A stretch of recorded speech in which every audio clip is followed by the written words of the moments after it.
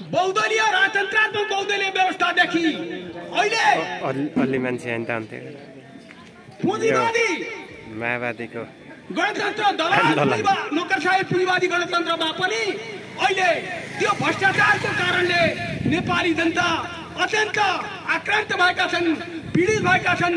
त्यसैले यसको न्यूनीकरण गर्नको लागि तपाई हामी नेपाली जनता एकजुट भएर यो भ्रष्टाचारको विरोध गर्न अत्यन्त आवश्यक भएको छ।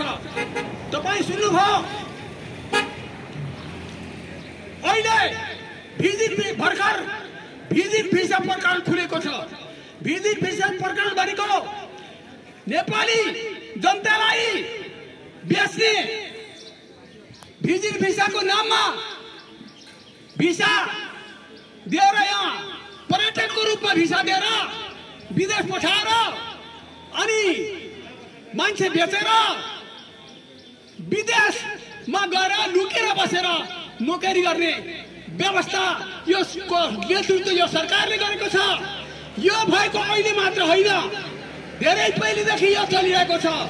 अहिले भिजिट भिसा प्रकरण भन्ने खुलेको छ।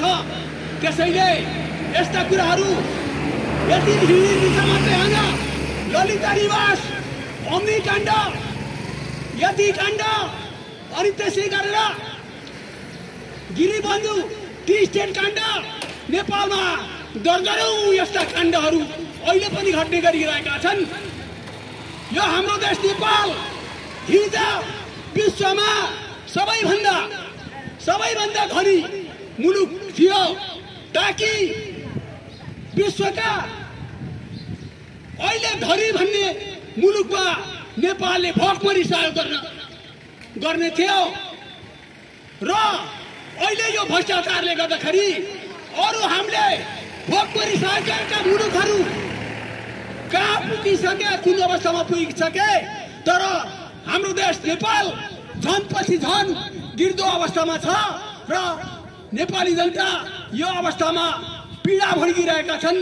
यो अवस्थामा अत्यन्त पीडित भएका छन्। दलाल नोकरशाही पुँजीवादी संसदीय व्यवस्था नेपाली जनताको लागि असफल भएको छ।